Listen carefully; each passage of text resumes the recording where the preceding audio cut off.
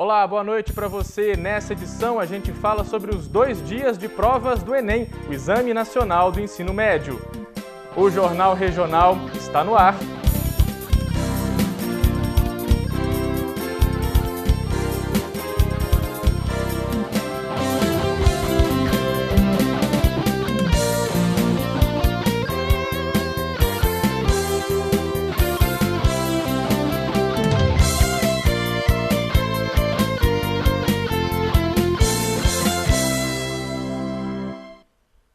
Essa semana foi de muita preparação para os estudantes de Viçosa. Nessa edição do Jornal Regional, a gente vai falar do Enem. A segunda etapa acontece no próximo domingo. No dia 3, domingo passado, foi o primeiro dia de provas. Nossa equipe foi até um local dos exames para conversar com os estudantes, familiares, atrasados e entender mais dessa etapa da busca por uma vaga no ensino superior.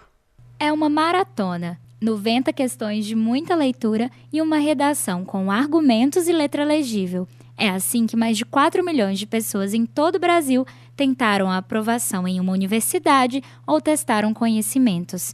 Como estudei o ano todo, eu estou com muita expectativa. Eu quero fazer medicina em Ouro Preto ou aqui em Viçosa. Então, eu espero que a prova seja mais fluida, porque a prova tem sido bastante agarrada. Eu tenho feito durante todos os anos, desde quando eu entrei na faculdade.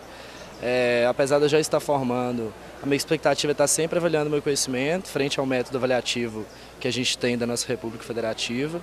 Eu acho importante a gente estar prestando esse vestibular unificado que o governo propõe para a gente. Alguns cursinhos da cidade foram para as ruas distribuir a água ou um lanchinho e incentivar quem ia fazer a prova. Mas cada um tem um jeito de se preparar para tantas horas de concentração. Eu trouxe um lanche bem leve e essa semana eu realmente procurei relaxar para não me esforçar tanto, ficar muito nervosa. A preparação para estar vindo fazer a prova é sempre dormir bem. Todos os Enems eu não fico até tarde acordado no sábado, antes do domingo do Enem, esse principalmente. Almoço cedo e venho sempre com antecedência para não estar passando aperto com trânsito ou com qualquer outra coisa que venha atrapalhar minha preparação para estar ciente da prova. Às 13 horas, em ponto, os portões fecharam e teve gente que ficou para o lado de fora. Nesse local de provas, 3 pessoas chegaram atrasadas e perderam o Enem deste ano. Eu tinha entendido que eu poderia entrar até 1h30 na prova, mas na verdade era apenas até 1h.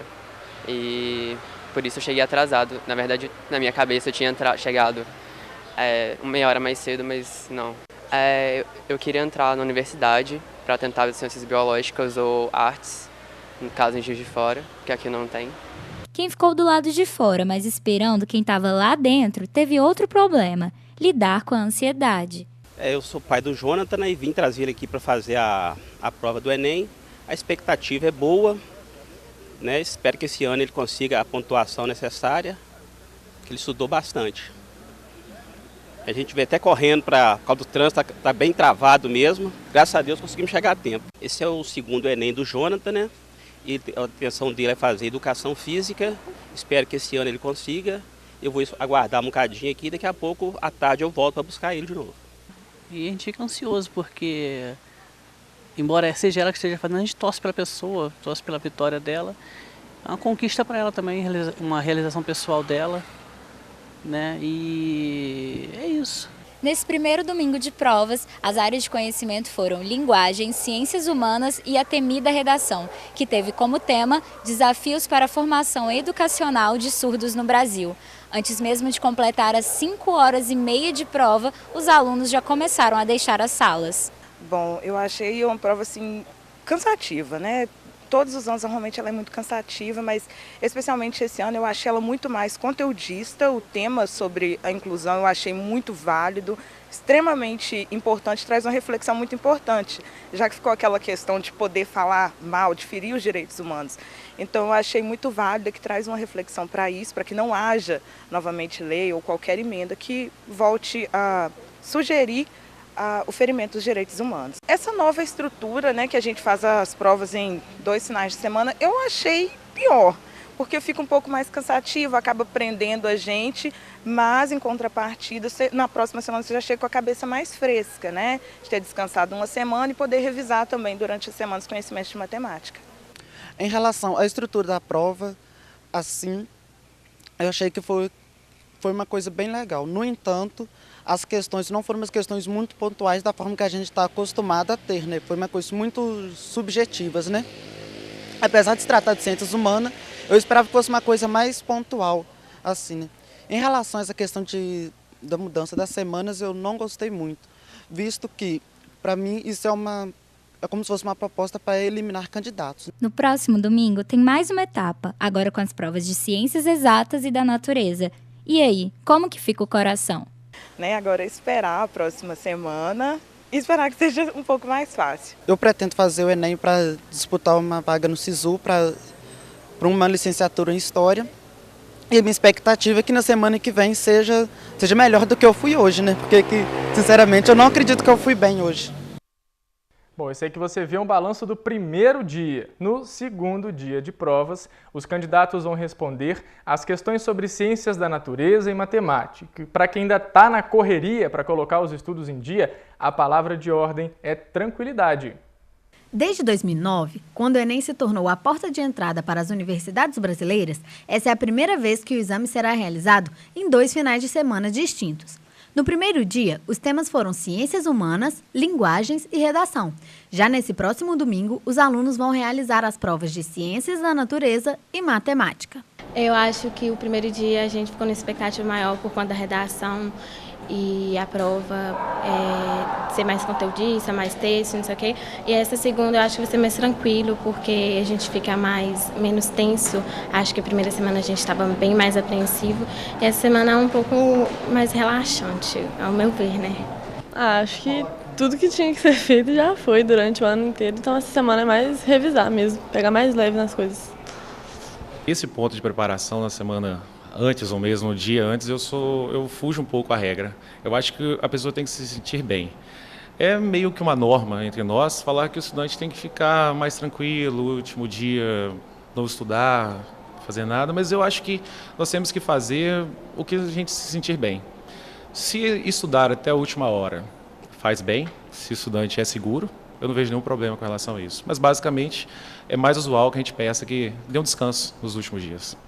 Segundo o INEP, no primeiro dia de Enem, 30,2% dos candidatos não compareceram, o que significa que mais de 2 milhões de pessoas não fizeram a prova. Os motivos para a desistência são muitos, mas aqueles que persistiram hoje chegaram à universidade e têm dicas para passar. Olha, começa pela matéria que você tem mais facilidade, porque aí ela vai te dar um gás, você vai pensar, nossa, que é isso, eu sei tudo, e vai ir para a matéria que você tem mais dificuldade, vai para ela. Se você vê que você está agarrando, volta para a matéria que é mais tranquila. Primeiro pensar também em você mesmo, né? Você vai precisar se hidratar e tudo mais, quanto menos tempo você perder tendo que sair da sala, melhor. Mas você também tem que pensar nos outros concorrentes que estão ali do seu lado. Não é muito legal também você levar aquele tipo de comidinha fedorenta, que a gente sabe, aquele salgadinho, bola de queijo, aquela coisa horrorosa lá que fede a rodo, que vai incomodar o cara que está do seu lado. Então é tentar sair de casa cedo mesmo. Se a prova é 1 hora, sai às 11, 11h30 de casa. Planeje chegar pelo menos meia hora antes do horário do fechamento do portão. Porque a gente sabe, sempre tem aquele pessoal que vai chegar lá 1h01 e vai chorar no portão para poder abrir, sabendo que não pode ser aberto o portão. Não é culpa de quem está lá na grade na hora de fechar. O resultado do Enem sairá em janeiro, mas os candidatos podem conferir o gabarito da prova após 3 dias úteis à realização, no site do INEP na seção Enem 2017 ou pelo aplicativo. Então, tranquilidade, ouvir essas dicas e boa sorte na prova no domingo. E nessa época de muita preocupação com o futuro, é bom também se preocupar com a saúde dos jovens. Um evento na universidade falou sobre ansiedade e aquele hábito nada bom de adiar e de deixar tudo para a última hora. Mais de 250 milhões de pessoas sofrem com ansiedade em todo o mundo. Desde 2005, esse número aumentou 20% e o Brasil é o país com o maior número de casos dessa doença. E para saber um pouco mais sobre ansiedade, eu converso agora com o psicólogo Nelimar Ribeiro de Castro. Nelimar, muito obrigado por estar aqui no Jornal Regional. Conta pra gente quais os sintomas da ansiedade. Nós temos alguns tipos de sintomas de ansiedade. Temos os sintomas fisiológicos, que são mais conhecidos, taquicardia, sudorese, tremor nas mãos. Os comportamentais, que é agitação das mãos, dos pés, né, ficar agitado mesmo, caminhando muito. Os sintomas mais afetivos, que é irritação, nervosismo. E muito importante, mas pouco conhecido, que são os cognitivos, que são pensamentos de preocupação e pensamentos chamados ruminantes, ruminadores, que são aqueles pensamentos que a gente fica voltando a eles de forma insistente. A gente resolve um problema, mas daqui a pouco a gente está pensando nele de novo. Então, esse pensamento que vai e volta, eles são sintomas de ansiedade e, na verdade, eles mantêm a ansiedade elevada. E como que trata a ansiedade? Temos dois caminhos. O primeiro e mais importante é identificar esses pensamentos e modificá-los. A ansiedade basicamente está relacionada a pensamentos de que algo ruim vai acontecer, pensamentos catastróficos. Então, se eu penso, por exemplo, numa prova que eu vou chegar lá e vou ter um branco, ou que eu não posso de forma alguma tirar uma nota ruim nessa prova, isso vai gerar ansiedade. Um pouco de ansiedade é bom, porque ela deixa a gente alerta, mas se a ansiedade começa a fazer a gente passar mal, fazer a gente ter brancos, enfim, se ela começa a prejudicar a gente, tem algo errado. Normalmente, é um exagero nessa percepção de perigo. Então, a gente tem que identificar esses exageros e colocar os pensamentos mais dentro da realidade. O segundo são técnicas para lidar com a ansiedade quando ela surge, você ainda não conseguiu reduzi-la de forma definitiva. Técnicas de respiração, técnicas de relaxamento, meditação, atividade física, uma boa alimentação, enfim, manter uma boa noite de sono, embora o sono também seja prejudicado pela ansiedade, tudo isso ajuda a lidar com a ansiedade quando ela surge e a gente ainda não conseguiu reduzi-la de forma definitiva. Tá certo. E você acabou de falar de prova, e a gente sabe que no domingo o pessoal faz prova do Enem, a segunda prova, né? Do segundo dia de Enem. Que dicas você pode dar para essas pessoas, para elas não ficarem ansiosas na hora de fazer a prova, porque aí acaba esquecendo tudo, igual você acabou de dizer? Bom, lidar com esses pensamentos catastróficos e trazê-los mais para a realidade. Devemos considerar que, se você estudou, se preparou, você tem boas chances de fazer uma boa prova. Então, não há motivo para tanto desespero, tanto medo. E, segundo, colocar essa prova em perspectiva. Qual é realmente a influência disso ao longo da sua vida? Eu sei que o vestibular, a pessoa vai pensar, ele é importante, entrar na faculdade é importante, só que existem várias chances e uma prova não vai definir a sua vida como um todo. Então, colocar isso em uma nova perspectiva, algo mais realista dos efeitos dessa prova. Mas isso talvez demore um tempo para a gente fazer e vocês podem, por exemplo, testar essas técnicas de relaxamento. No YouTube temos várias técnicas que as pessoas vão orientando, é só procurar algumas e tentar fazer essas técnicas. Sugiro fazer um exercício físico moderado, uma caminhada, por exemplo, de 30 minutos, que ajuda a reduzir a ansiedade. Promover situações agradáveis para o descanso, situações de convívio com amigos e familiares, pessoas que lhe fazem bem também é importante. E na hora evitar os estresses naturais disso, evitar chegar atrasado, separar documentos, para não ter preocupações extras. Isso tudo ajuda na hora da prova. Mas o principal essa prova ela não vai te definir como um todo, ela não será essa tragédia toda que você está pensando, Coloque isso em uma nova perspectiva, que a ansiedade já diminui bastante. Certo. E no sábado você dá uma palestra sobre ansiedade. Qual que é o direcionamento dessa palestra? Basicamente isso que eu falei. É a ansiedade relacionada ao contexto escolar, a ansiedade com provas, a ansiedade com o estudo, E como que essa ansiedade ela interfere no próprio estudo, gerando a procrastinação. Então, o tema é a ansiedade e como ela gera procrastinação nos estudos. Então, muito obrigado, Nelimar Ribeiro de Castro, psicólogo, falando sobre ansiedade. E essa palestra que ele vai dar no sábado, amanhã, é de 10 ao meio-dia, no auditório do SEAD, na UFV. Arthur Lopes, para o Jornal Regional. O câncer de pele é o mais comum no Brasil. Segundo dados do Instituto Nacional do Câncer, o INCA, ele corresponde a 30% dos tumores relacionados à doença no país. Neste sábado, acontece a 4ª edição da campanha de prevenção contra o câncer de pele. É um evento destinado para toda a população de Viçosa e região, e que normalmente ela conta com algumas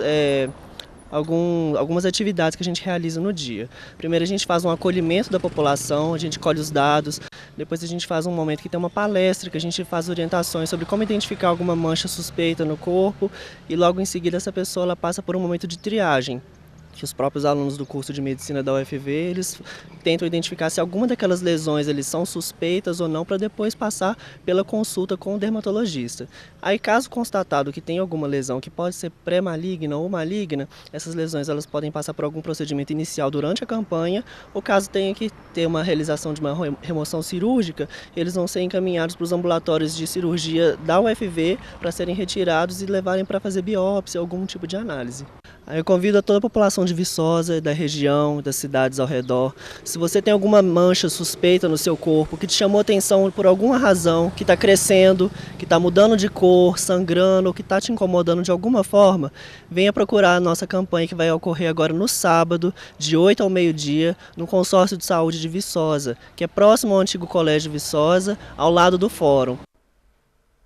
E você fica agora com o nosso quadro Balanço Policial. Leandro Russo tem as ocorrências policiais de destaque.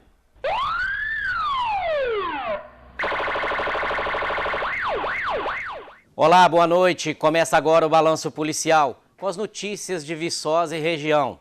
Olha, um jovem de 20 anos foi assassinado no bairro Nova Era, no último domingo. Segundo a polícia, Bruno Diogo Cardoso foi alvejado por diversos disparos de arma de fogo na rua Dom Silvério. A vítima estava sentada em frente a uma residência quando populares ouviram disparos e, ao sair, viram o corpo do jovem caído já sem vida. No local, a PM não conseguiu nenhuma informação que pudesse levar até os autores desse crime. E na zona rural de Canaã, Amanda do Carmo Ramos, de 20 anos, foi brutalmente assassinada pelo seu marido. Ela foi estrangulada na frente de sua filha, de 3 anos, dentro de sua residência. A PM prendeu o marido dela, que já havia contra ele registro de ocorrência de violência doméstica. Já no Sagrada Família, José Cláudio Gonçalves foi alvejado por disparos de arma de fogo no início da tarde de terça-feira. A PM recebeu várias ligações informando os disparos na rua Mato Grosso, lá no bairro. Segundo a polícia, Neném, como era conhecido, morreu no local e um segundo jovem também foi baleado, mas passa bem. E na cidade de Teixeiras, a polícia militar recebeu comunicado de um crime por volta de 7 horas de quarta-feira. Segundo testemunhas, a vítima José Mauro Araújo, de 50 anos, havia sido morto a tiros na rua Raul Filho Oliveira, no bairro Alice Baião. No local, os militares constataram a veracidade dos fatos e viram que uma residência próxima estava pegando fogo. O local foi isolado e acionado bombeiros e a perícia da Polícia Civil, que constatou que a vítima foi alvejada por disparos de calibre 380. Já no bairro de Fátima, Rovani de Souza, de 38 anos, foi alvejado por disparos de arma de fogo, na rua Bruno Martinho. Populares informaram uma sequência de tiros e acionaram a PM. O crime aconteceu por volta de 23 horas e 40 minutos de terça-feira.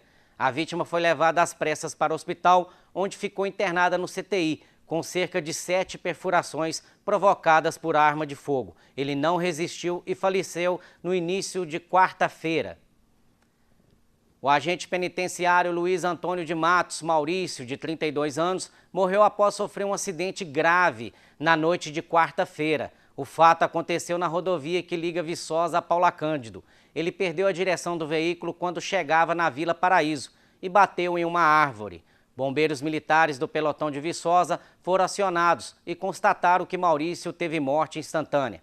Maurício passou no concurso para agente penitenciário e estava trabalhando no presídio de Viçosa há aproximadamente 2 meses. Ele veio de Chiador, em Minas Gerais. E um homem é preso com arma de uso restrito. A prisão ocorreu na noite de quinta-feira. Durante um patrulhamento de rotina pelo centro da cidade, policiais militares observaram um veículo Voyage em atitude suspeita. Quando percebeu que seria abordado, o motorista acelerou e saiu em alta velocidade. Ele transitou pela contramão na rua Doutor Milton Bandeira, acessando a rua Geninho Lentini, sendo abordado no bairro Belvedere. Durante buscas no veículo, nada de ilícito foi encontrado, mas após uma varredura pelo local, os policiais localizaram uma pistola Glock calibre 45 com 2 carregadores, 36 munições e equipada com mira laser e kit rajada. A polícia prendeu o suspeito e ele está à disposição da Justiça no presídio de Viçosa. Esse foi o balanço policial com as principais notícias de Viçosa e região. Nós voltaremos na próxima semana aqui na TV Viçosa.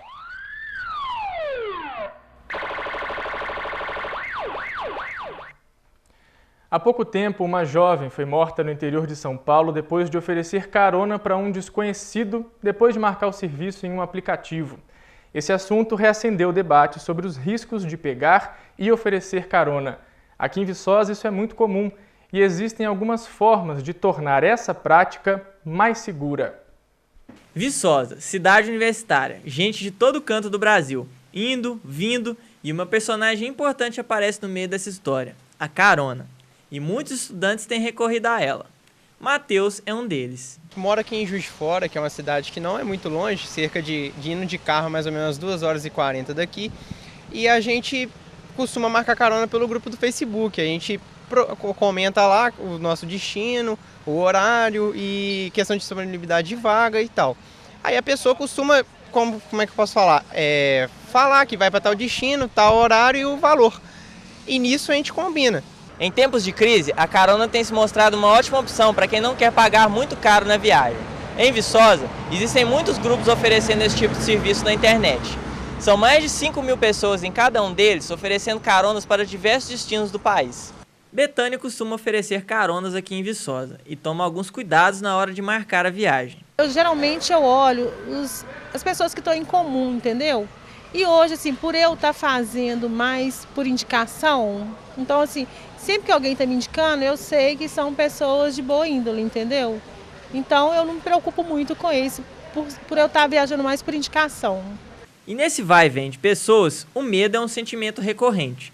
Muitas vezes não se conhece com quem vai viajar e o temor por que algo aconteça se torna presente. A Polícia Militar tem algumas recomendações para quem vai fazer o uso desse tipo de prática. A gente aconselha primeiro, como eu disse, que elas pegam com pessoas já conhecidas, que elas têm conhecimento da idoneidade delas, né?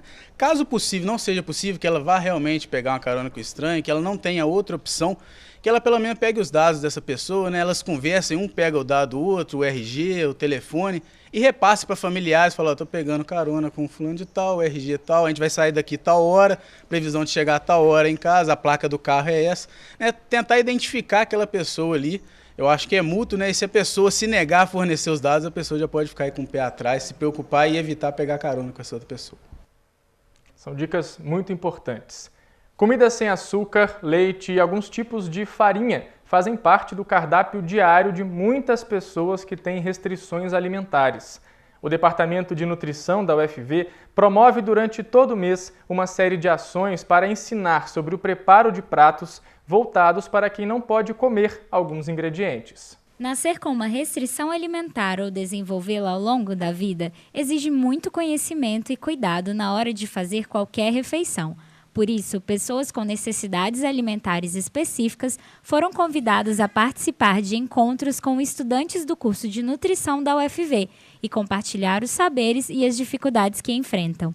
Enquanto coordenadora, do programa Procelíaco, a gente percebe que no ambulatório as restrições elas nunca vêm isoladas, ou seja, um indivíduo não chega com intolerância à lactose e o outro com glúten e outro açúcar, não. Geralmente vem um pacote junto. E quando você está, enquanto professora de alunos em formação, trazer esse desafio do ambulatório para a sala de aula é que é o agente mais motivador para a gente, enquanto docente, e para os alunos no exercitar o que eles aprenderam. Como criar uma pizza que não pode ter leite, que não pode ter gordura, que não pode ter açúcar, que não pode ter farinha? Isso existe? Sim, isso existe. E quando saímos da nossa zona de conforto para criar isso, é uma forma de você empoderar os alunos para serem profissionais mais seguros e atender essa clientela que estão ávidas em comer comidas que os façam bem, sem esquecer do paladar gostoso. Hipertensos, diabéticos, celíacos, intolerantes à lactose e alérgicos à proteína do leite foram alguns dos casos recebidos pela equipe durante os encontros no mês de novembro. Cerca de 40 pessoas já foram atendidas até agora. O Eric é celíaco, não pode comer trigo, mas também é intolerante a milho e alérgico à proteína do leite. Ele encontra em espaços como esse a oportunidade de aprender mais e comer melhor. Desde que eu fui diagnosticado em Viçosa, o médico já tinha avisado que existia um grupo em Viçosa, que é o Procelíaco, que tem atendimento nutricional e oferece oficinas de culinária sem glúten. Marcilene descobriu há 5 anos que é celíaca e junto desenvolveu intolerância à lactose e pré-diabetes.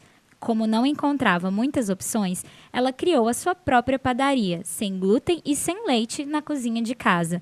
A produção caseira hoje é entregue em uma loja da cidade e em algumas casas e se tornou uma importante fonte de renda para a família. Esses dias que eu venho participando das oficinas, eu acho muito interessante pela a diversidade de intolerâncias que a gente tem.